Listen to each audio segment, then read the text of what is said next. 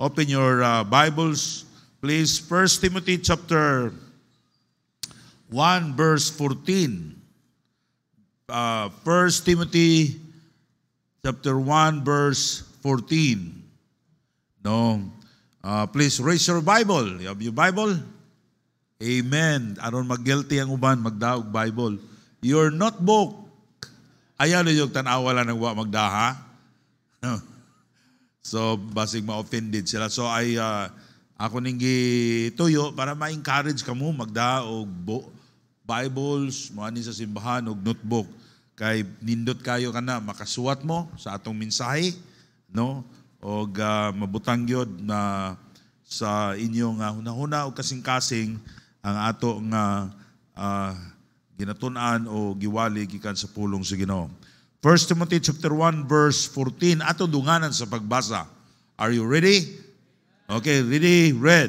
And the grace of the Lord was exceeding abundant with faith and love which is in Christ Jesus. Now the message this morning, God's exceeding grace in Christ. God's exceeding grace in Christ. Ang dako nga grasya sa Dios nga naa ni Jesucristo. Let's pray.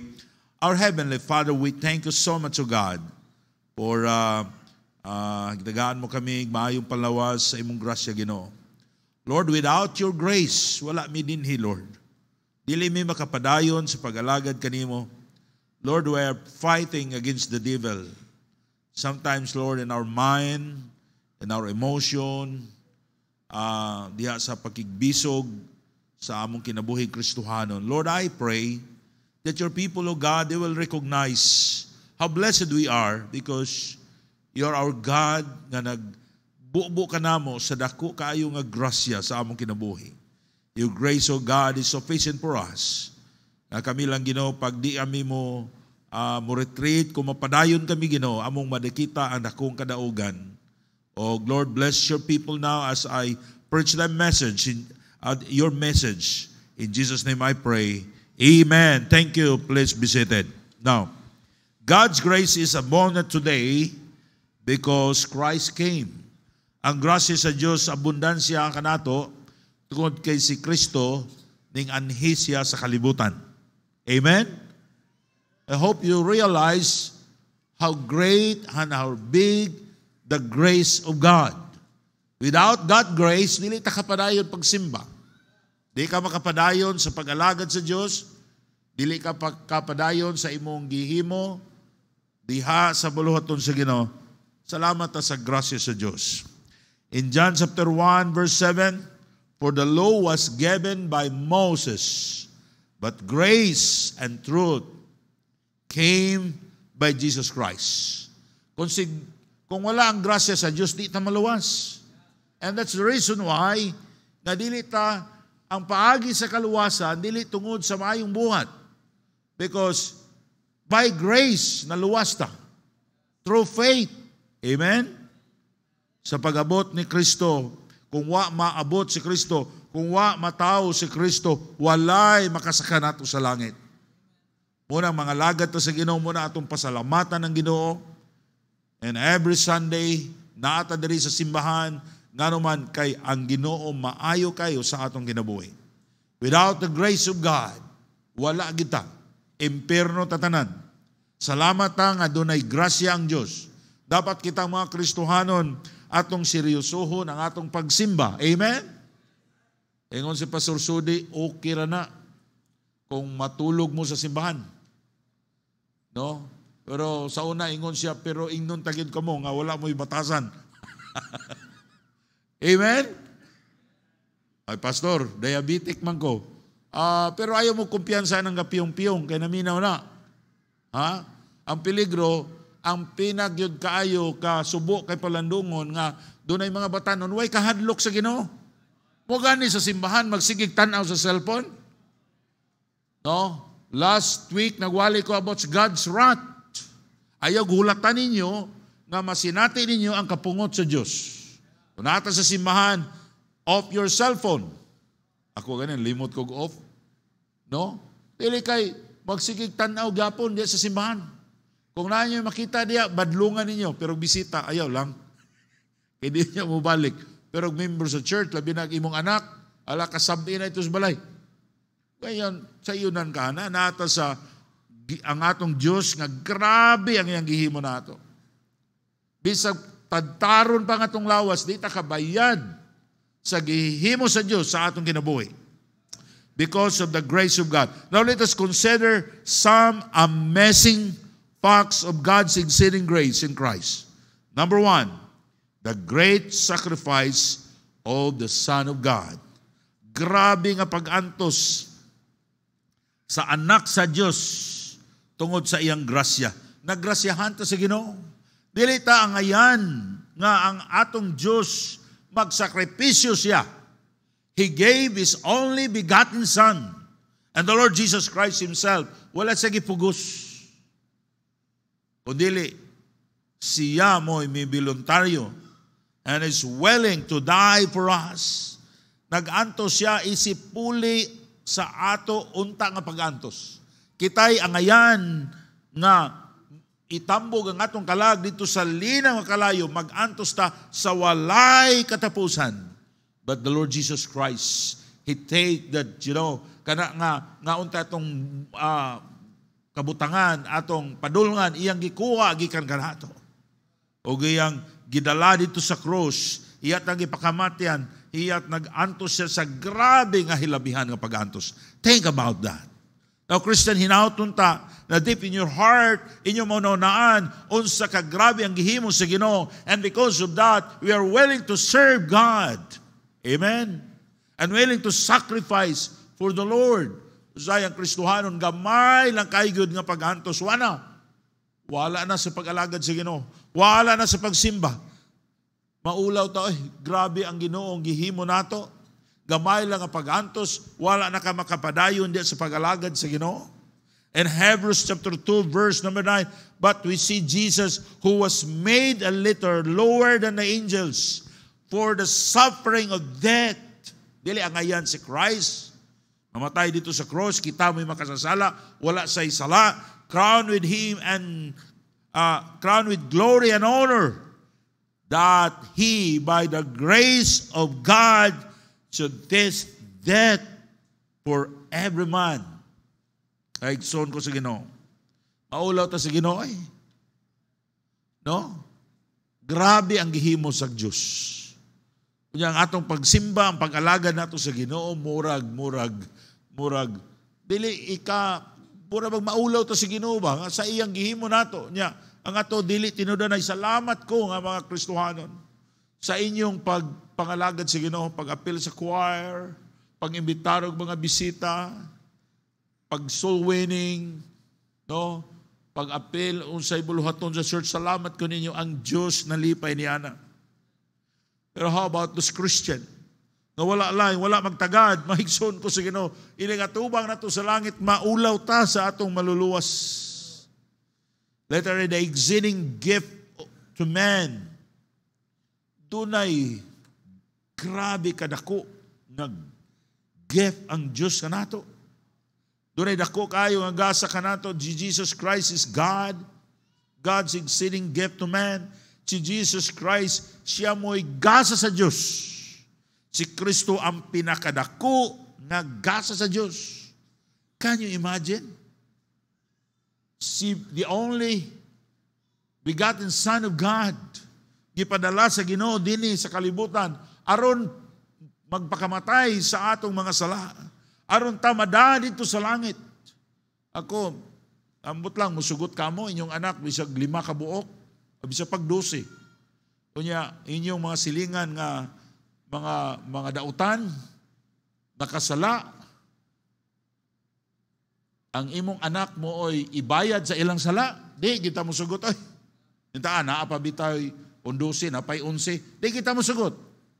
Pero may son ko sa Ginoo, in our human comprehension, we didn't understand ngano ang Diyos nakahimo niini. Apan may son ko sa Ginoo, ang atong mahimo, it's just to worship God. And nakita atong pasalamatan ang Ginoo pinagi sa atong pagsimba. Amen? Pinagi sa atong pag-alagad sa Diyos. pinaagi sa atong paghatag diha sa buluhaton sa Ginoo.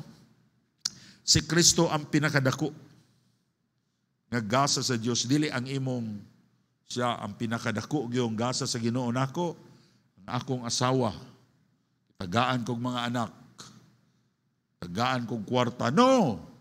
Your salvation, the Lord Jesus Christ. Amen? Now, because of Christ's supreme sacrifice, we have the gift of eternal life. In John 3:16, for God so loved the world that He gave His only begotten Son, and whosoever believeth on Him should not perish but have everlasting life. In Romans 6:23, for the wages of sin is death, but the gift of God is eternal life through Jesus Christ our Lord. Ang kinabuhing dayon, wala sa simbahan, naa ni Jesus Christ. Dili ka mamluwas kung magpamimbro ka sa simbahan. Ayaw yung ano ba? Nya, di man ka mo maluwas diya sa simbahan. Nya, anong naama mo diya? Mga igsoon ko sa Ginoo, kung imong kaluwasan, pagpamimbro sa simbahan, dili gyud ka maluwas. Kay di na mo'y gitudlo sa Bible. Nata sa simbahan, kay luwas na ta. Amen? And we want others will hear the gospel. And that's the reason why we have mission conference to encourage the pastors and Christian and businessmen to support mission. Nga naman, hapit na mo balik ang Ginoo. No? Grabe ang gasa sa Diyos, dako kayo. Dili na makakumpara sa kinabuhing dayon nga naa ni Jesus Christ. Si Kristo mo'y pinakadako nga gasa sa akong kinabuhi. Salamat ko ninyong mga church members sa inyong uban naghatag mo og gift. Ang pinakadako na ko nga gift, 2 ka relo. Pero ang usa di mo igo. Kayon ko, mahala ni, oy. Apan may igsoon sa dili na pinakadako nga gift. Jesus Christ ang pinakadako. Letter B, the exceeding suffering of the Son. Wala lang na gipahulam si Jesus Christ ningahan ni sa kalibutan, magkuyog-kuyog nato, magbakasyon siya. No! He came to this world to suffer, to die for us. Can you imagine? Ninyo bang nakita unsa ka ngilngig kaayo ang kabutang ni Jesus Christ, pero yan ang giantos para yatang mada sa langit. Ay kada usa nato gihigugma ta sa Ginoo. And the suffering of Christ tested the torment and suffering of a human flesh and payment of our sin. Si Kristo dili angayan sa ilansang. Dili siya angayan nga i-torment. Dili siya angayan nga mag-antos. Usa siya kamatarong. Apan iya ning gihimo. Iyang napakamatay siya para kanato. Aron iya tang mada dito sa langit. In Romans 5:8, but God commanded His love toward us, in that while we were yet sinners, Christ died for us. At the Garden of Gethsemane, He paid exceedingly His suffering for our sin. No, si Jesus Christ, grabe niya kakuyaw dito sa Garden of Gethsemane. Hadlok siya. Kabalo siya unsa kapait kaayo. O grabe ang iyang stress dito. Apa maigsoon ko siya, wa siya mo retreat. Sa diya nga, nag-pray siya. Dugo na ang ni aga sa iyang ulo. Tungod sa stress nga iyang gibati. Because he knows na grabe nga pag-antos sa iyang atubangon. Apan wa siya mudagan. Now Christian, maulaw ta sa Ginoo. Kundi ta mga lagad sa Ginoo. Amen? Gamay nga pagsulay mo, daga na ta. Pero si Jesus Christ, grabe niya nga pag-antos. In Hebrews 10:31, it is fearful thing to fall in the hands of the living God. Ang kamot sa Diyos gusto mo luwas nato, pero kung dili nimo siya dawaton, karon you fall into the hands of the living God. Now, we can escape the fearful thing if we take Christ as our Lord and Savior. Kung wala pa ka maluwas, dapat imong dawaton si Kristo nga imong maluluwas. Dili na ka makaingon nga bahala na ang Ginoo nako, luwason ko niya, maayo, kung dili. No, gitagaan kag pagpili sa Ginoo.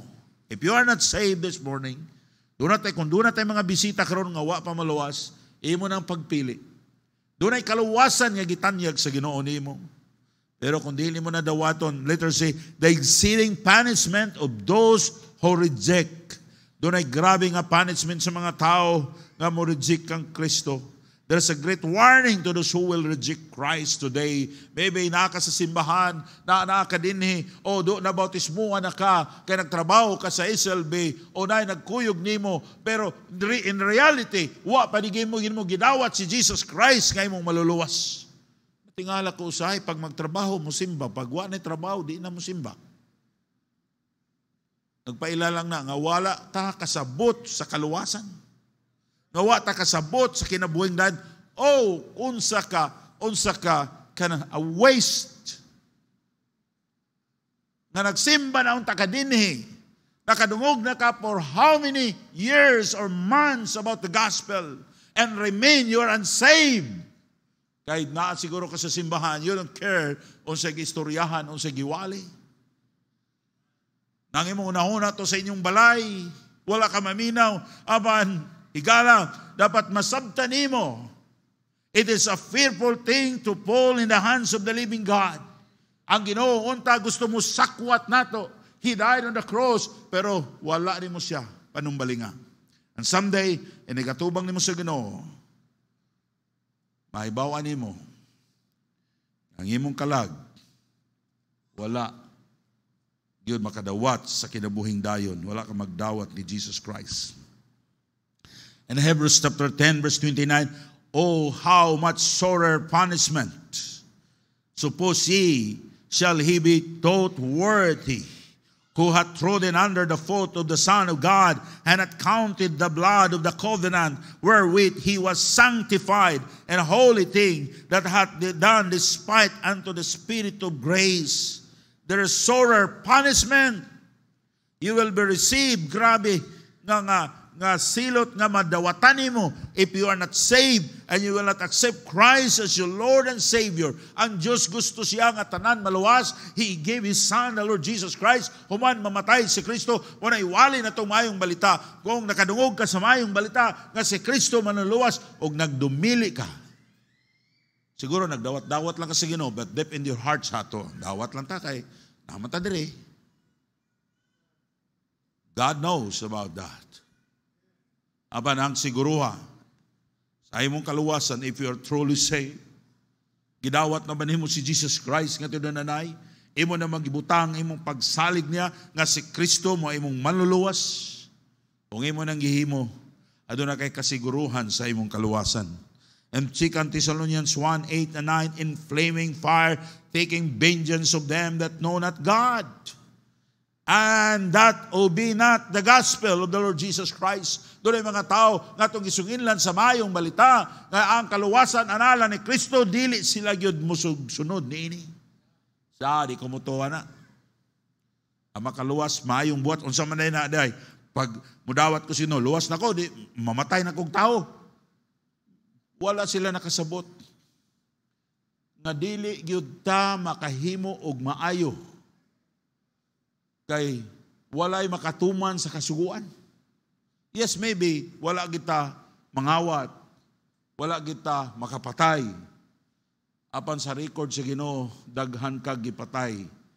Kaya diha pa lang sa imong unahuna, imong kasing-kasing gisulat na. Na envy ka sa tao, nasuko ka, gusto nimo siya, unsa mo na nakita ka og babae, o nya naibog ka. Bisag nilabay lang, doon na record sa Ginoo. Nga nakapanapaw na ka. Dili mapug ko ingon ana. Ingon sa Bible, for all have sinned and come short with the glory of God. Walay matarong, wala bisan usa. Mula ang Diyos naghimo niya ang kaluwasan o giyang gitanyag ka na. Pero doon ay mga tao nga dili mo tuon ini. Now who shall be, verse 9, who shall be punished with everlasting destruction, verse 9. From the presence of the Lord and from the glory of His power. Christ is the only hope to be saved. Dapat si Kristo ra gyud ang atong paglaom, mamaluwas ta. Number 2, the great salvation to the Son of God. Ang atong kaluwasan dako kayo. gibayran ni Kristo dito sa krus. Dili ni mapalit na itong sapi. Bisa pag ikaw may pinakadato, ikaw tag-iyas kwarta sa Pilipinas tanan o sa tibuok kalibutan. You cannot buy your own salvation. Ang atong kaluwasan, gi-offer sa Diyos as a gift. It doesn't mean nga walay value ang kaluwasan. Nahimong libre ang kaluwasan because somebody paid for it. Amen? It is God. It is the Lord Jesus Christ. In Hebrews chapter 2, verse 3, how shall we escape if we neglect so great salvation? What is our salvation? So great. Dako kayo. Usahay, murag, mga igsoon ko sa Ginoo, unta ngayon inyong ma-realize, unsa kadako sa atong kaluwasan. Kini ato ning pasalamatan sa Ginoo that someday moadto niya ta sa langit, makita nato unsa di ay kadako sa kaluwasan, which has first begun to be spoken of the Lord and was confirmed unto us with them that heard him. A great salvation, literally a great salvation, even for the chiefest sinners. Walay bisan usa ka tawo nga dili makahimo ang Ginoo pagluwas. Isang usa ka makasasala, ug unsa ka pwede ka maluwas sa Ginoo. In 1 Timothy chapter 1 verse 15, this is the fearful saying and worthy of all acceptation, that Jesus Christ came into this world to save sinners, of whom I am chief. Sa Apostle Paul, he considered himself a chief sinner because he murdered the Christian before he got saved. Dagang mga Kristohano niyang gipatay. O iyang i-consider nga siya mo'y labaw makasasala o giluwas sa Ginoo. Bibi ka pastor, bibi ang akong uncle, ito maluwas, kay grabe ito kadautan. No, you are wrong. The Holy Spirit wants to convict their hearts. O gusto sa Ginoo mo share ka sa mayong balita nga ito nila. Salamat bata nga atong kaluwasan, way gipili. Na ang luwason, ang gwapura, perting lisura. Kita tanan Kristohanong gwapo, gwapa ta tubangan sa Ginoo. We are precious in the sight of God. Ang luwason katurang kabalo mo spelling, ma-imperno gyud ko. Kaya kung ma-spelling wrong.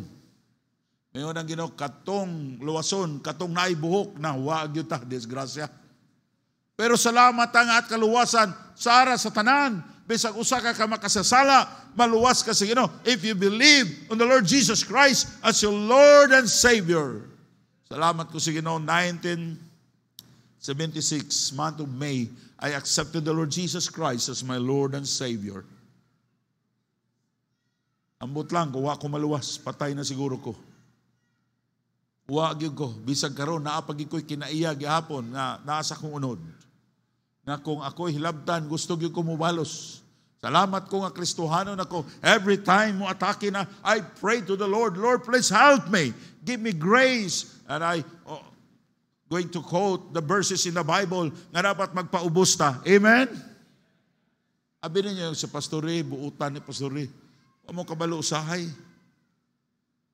Nga grabe na ang lihok sa atong utok kung naay magbinuang nato.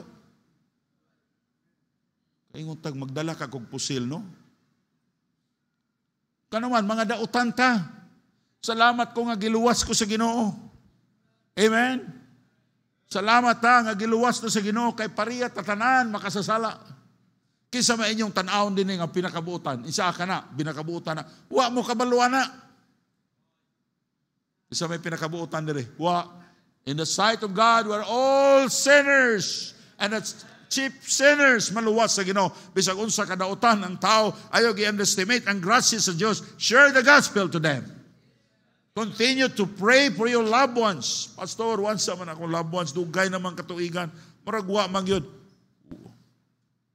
Don't limit the grace of God.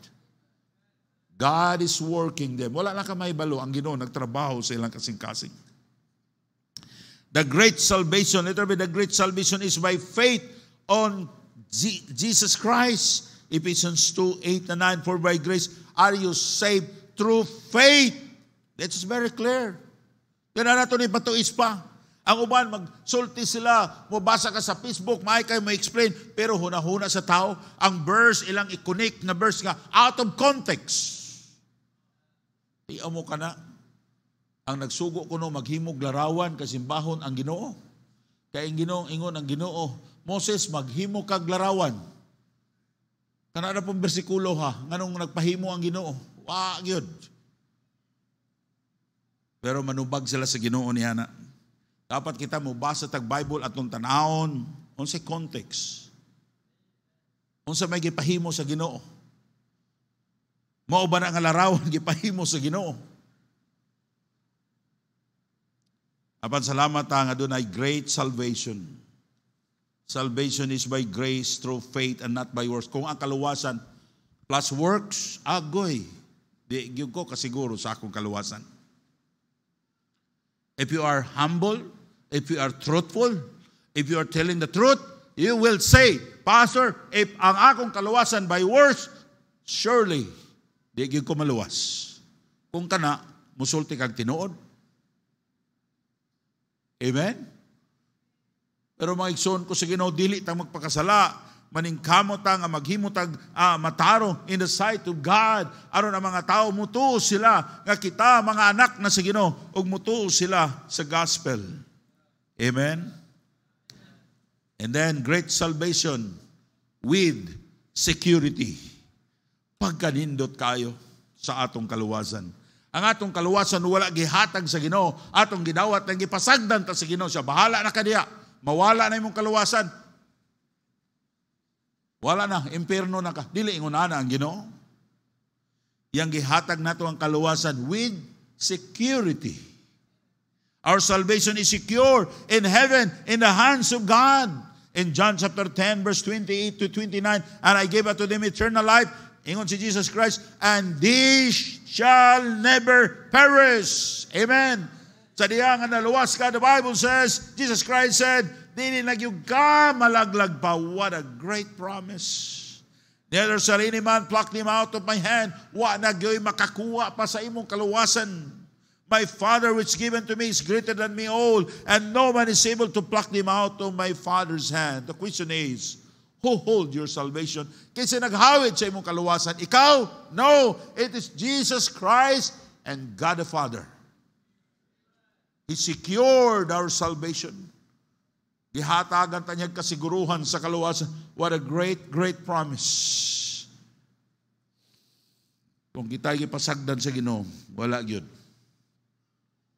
Wag tang ang atong kaluwasan. Uban, yung sila, ay, makabuhi man ta. Dili ikaw, ang Ginoo naghawid nimo. Salamat ko ang akong kaluwasan sigurado diya sa kamot sa Dios.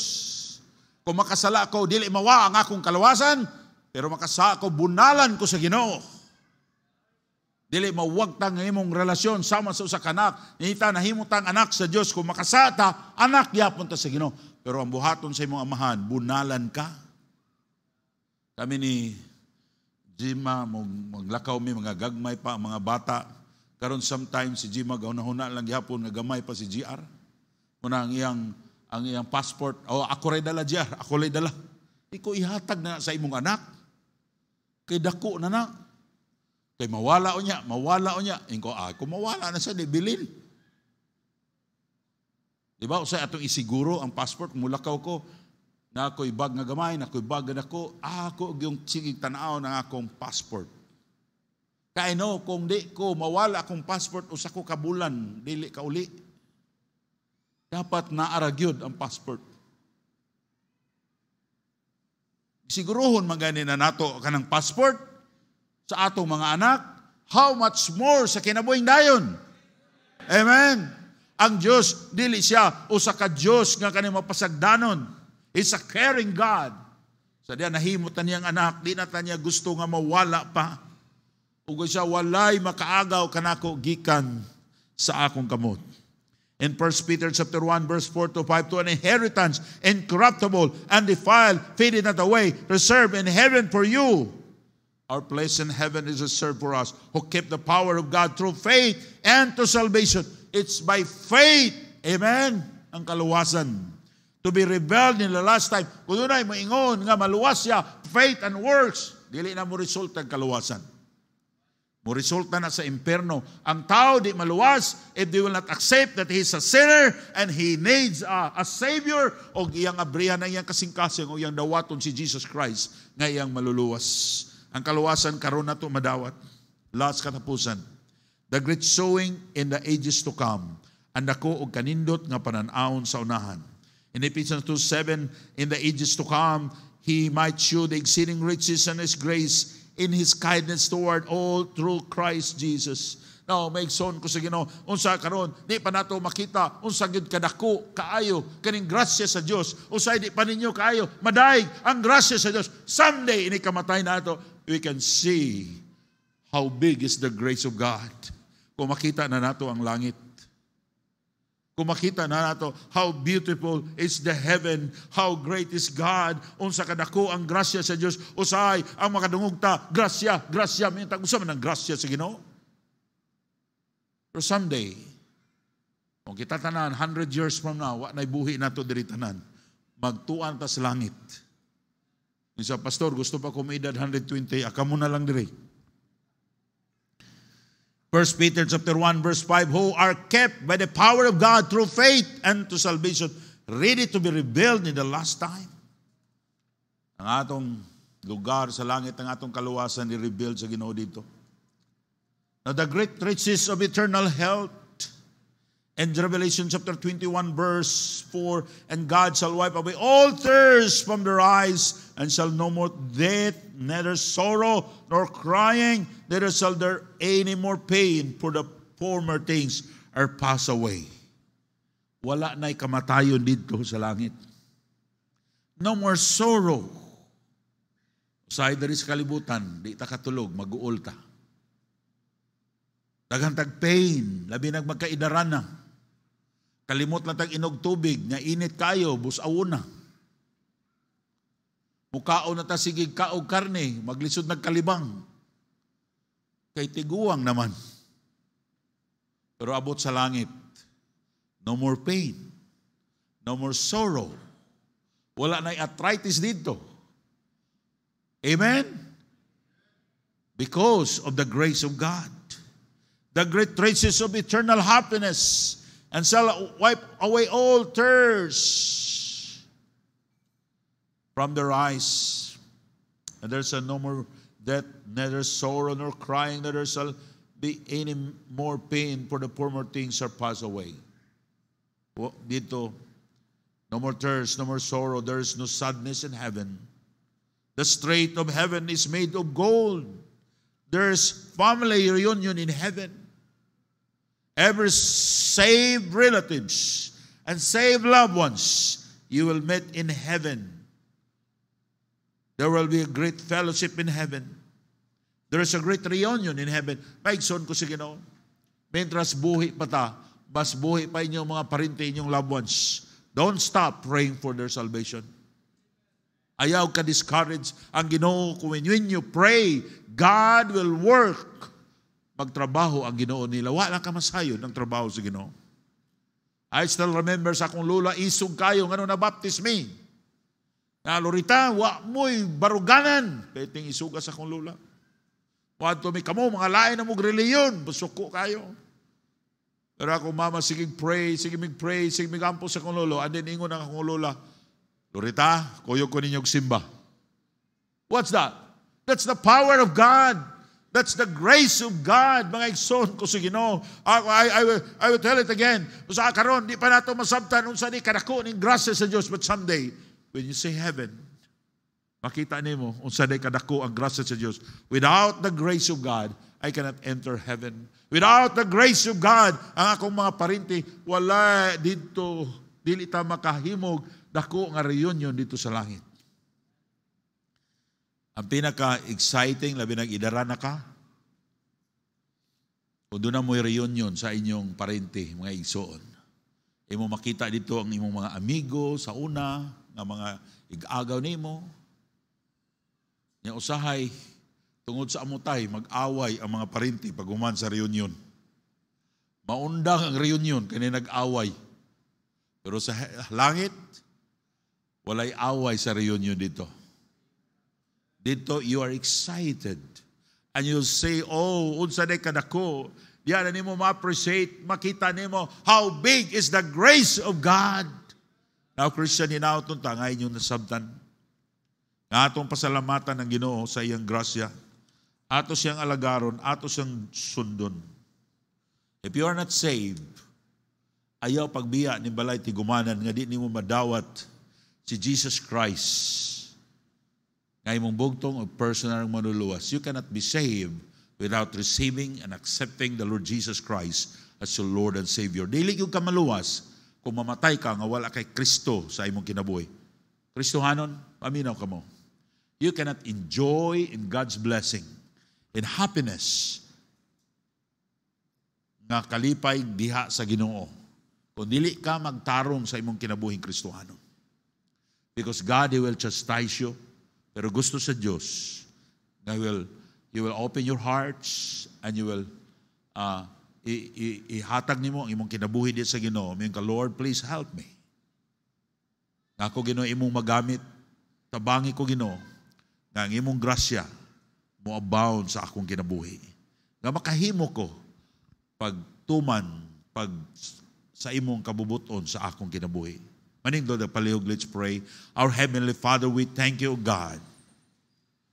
Ikaw, nagaluwas ka na mo. Lord, I pray, if there is any person na wa pa masave, sa among taliwala karon nga iya kang dawaton nga ilang maluluwas, their Holy Spirit touch their heart. Lord, ang mga Kristohanon, I pray, O God, that deep in their heart, they will understand your grace, Lord, how you suffered. Yun sa nimo pag-antos dito sa cross para mi maluwas. Na kami Ginoo mo ang alaga, di kanimo magpasalamat, di kanimo. Lord, bless this invitation. In Jesus' name I pray.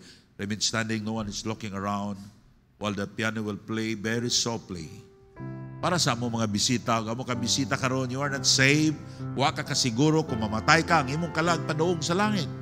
Pastor, wa gid ko masayod ug padulong ang akong kalag human sa akong kamatayon. Pero gusto nako nga makasiguro ko, dawaton ako si Kristo nga akong maluluwas. I understand the message. Through Christ, mahimo ko madawatan ako ang kinabuhing dayon. Kapasaluanan sa akong mga sala, kaluwasan sa akong kalag. Akong dawaton si Jesus Christ karon nga akong maluluwas. Ipataas lang imong tuo nga kamot, kay mailhan nga imong siyang dawaton. Aduna ba? Ay kawaw. Pastor, I want to accept Christ as my Lord and Savior. Raise your right hand. Come on. Ayaw kawaw. Ayaw kawaw. Taas ang kamot. Pastor, I want to be saved. I want to be saved. I presume that all of us are saved. Now, Christian, remember this. Remember the suffering of the Lord Jesus Christ. Aron ta iyang mada sa langit. Now, ibig ka pastor, I understand how God suffered so much. How Christ yun siya na pag-antod dito sa cross. Maybe God speaking to your heart this morning. Imong pasalamatan ng Diyos. Maybe you are praying, imong loved ones must save. You will come to the altar and kneel down and pray, Lord, please help me. Gabisan sa akong mga pagsulay, Ginoo, I can able to continue serving you, sharing the gospel to other people. Christian, our time is short. Hapit na mubalik ang Ginoo. Only the grace of God ang tabang ka nato, hindi ka padayon na sa pag-alagad sa Diyos. Our Heavenly Father, thank you so much, O God, sa imong grasya, Ginoo, sa imong kaluoy. Because of your grace, Lord, sa imong grasya, nakapadayon kami. Naluwas mi, Ginoo. Ang among kaluwasan by faith in the Lord Jesus Christ. But it's also by the work of the Holy Spirit who convicted our heart. Lord, thank you so much. Lord, forgive us. Sometimes, oh Lord, we are not willing to serve you. We are not willing to suffer for you. Lord, forgive us.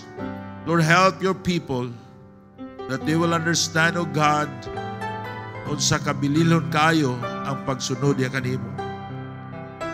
Salamat, Lord, yung mga tao, they came forward. Lord, bless their hearts, O Father. I don't know, Lord, what is in their heart. Maybe they are praying the salvation of their loved ones. Maybe, Lord, they are praying, O God, nga sila, Ginoo, mo abunda, mo hatag kang abundansya nga grasya sa ilang kinabuhi, nga they will able to serve you more faithfully. Tanan akong ipangayo, in Jesus' name I pray. Amen. Daghang salamat. Daghang salamat. Please be seated.